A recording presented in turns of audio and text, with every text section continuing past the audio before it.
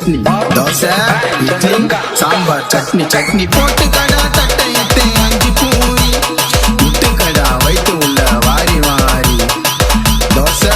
idli sambar chutney chutney dosa